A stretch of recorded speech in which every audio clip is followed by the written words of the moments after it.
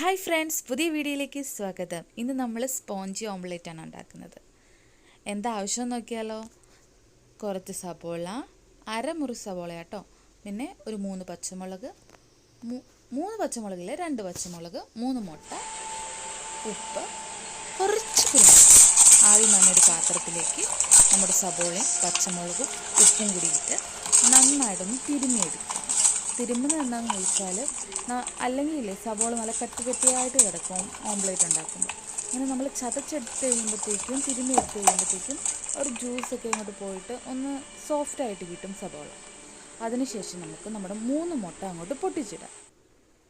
അപ്പം പൊട്ടിച്ചിട്ടതിന് ശേഷം നന്നായിട്ട് ഇളക്കി കൊടുക്കണം, നല്ല പതപ്പിച്ചെടുക്കണം.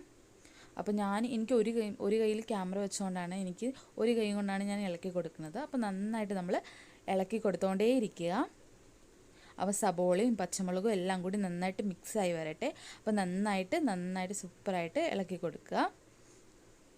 അപ്പോൾ ഇളക്കിയതിന് ശേഷം നമുക്ക് ഒരു പാൻ വെച്ച് നമുക്ക് നോർമൽ ഓംലെറ്റ് എങ്ങനെയാണ് ഉണ്ടാക്കുന്ന പോലെ സെയിം പ്രൊസീജിയറാണ്, വേറെ ഒന്നുമില്ല, ഈസിയാണ്. പക്ഷേ സ്പോഞ്ചി എങ്ങനെയാണെന്ന് ഞാൻ കാണിച്ചു തരാം കേട്ടോ. അപ്പോൾ ഞാൻ നന്നായിട്ട് മിക്സൊക്കെ ആക്കി. അപ്പോൾ മിക്സായി ഓൾറെഡി കണ്ടോ. അപ്പോൾ അതൊക്കെ വന്നു തുടങ്ങി. അപ്പോൾ നന്നായിട്ട് എല്ലാം കൂടി യോജിപ്പിച്ചെടുത്തിട്ടുണ്ട്. അപ്പോൾ നമുക്കിനി ഓംലെറ്റ് ഉണ്ടാക്കാൻ വേണ്ടി ഒരു പാൻ എടുത്ത് വെക്കാം.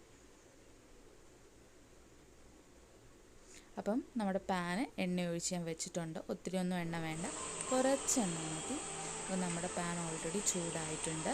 നമുക്കിനി നമ്മുടെ ഓംലെറ്റ് ഒഴിച്ചു കൊടുക്കാം കേട്ടോ.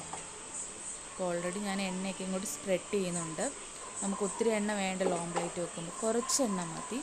അപ്പോഴത്തേക്കും നന്നായിട്ട് സ്പ്രെഡ് ചെയ്ത് കൊടുത്തു. ഇതിന് ശേഷം നമുക്കിനി നമ്മുടെ ഓംലെറ്റ് അങ്ങോട്ട് ഒഴിച്ചു കൊടുക്കാം. ഓംലെറ്റ് മിക്സില്ലേ, അതങ്ങോട്ട് ഒഴിച്ചു കൊടുക്കാം കേട്ടോ. ഞാൻ നമ്മുടെ എണ്ണ ചൂടായോന്ന് ഞാൻ ട്രൈ ചെയ്ത് നോക്കിയായിരുന്നു. ഒരു ഡ്രോപ്പ് ഇട്ട് കൊടുത്തു, അപ്പം നന്നായിട്ട് ചൂടായിട്ടുണ്ട്. അപ്പോൾ നമ്മുടെ ഓംലെറ്റ് മിക്സ് ഒഴിച്ചു കൊടുത്തിട്ടുണ്ട്. അത് നമുക്കിന്നൊന്ന് വട്ടം കറക്കി വെക്കാം, എല്ലായിടത്തും ആവുന്ന പോലെ, സവോള എല്ലായിടത്തും ആവുന്നത് പോലെ. എന്നിട്ട് ഞാനൊരു അടപ്പ് വെച്ച് മൂടി വെക്കുന്നുണ്ട്. നമ്മൾ സാധാരണ ഓംലെറ്റ് വെക്കുമ്പോൾ മൂടി വെക്കാറില്ല, പക്ഷെ ഞാനിവിടെ മൂടി വെക്കുന്നു. അതിന് മുമ്പായിട്ട് കുരുമുളക് പൊടി കുറച്ച് അതിന് മുകളിൽ കൂടെ തൂക്കി കൊടുക്കുന്നുണ്ട്. അതിനുശേഷം അടപ്പ് വെച്ച് മൂടുക കേട്ടോ. മൂടിയതിന് ശേഷം ഞാൻ തുറന്ന് കാണിക്കും, ഇങ്ങനെയാണ് സ്പോഞ്ച് വന്നത്.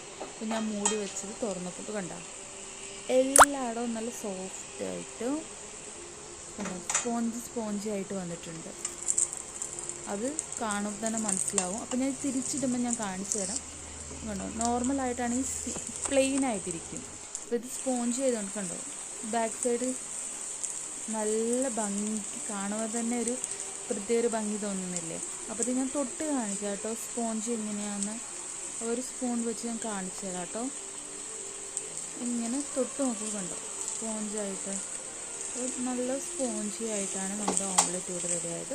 അപ്പോൾ നമുക്ക് തിരിച്ചിട്ടിട്ട് ഒത്തിരി സമയമൊന്നും വേണ്ട, 1 മിനിറ്റ് തിരിച്ചിട്ടാൽ മതി. അപ്പോൾ ഞാൻ മറിച്ചു വിട്ടു. നോക്കൂ, നമ്മുടെ ഓംലെറ്റ് ഇവിടെ റെഡിയായി, സ്പോഞ്ചി ഓംലെറ്റ്. ഇഷ്ടപ്പെട്ട എല്ലാവരും വീട്ടിൽ ട്രൈ ചെയ്ത് നോക്കുക. എന്താണെങ്കിലും എല്ലാവർക്കും ഇഷ്ടപ്പെട്ട നല്ല സബ്സ്ക്രൈബ് ചെയ്യണം, ലൈക്ക് ചെയ്യണം.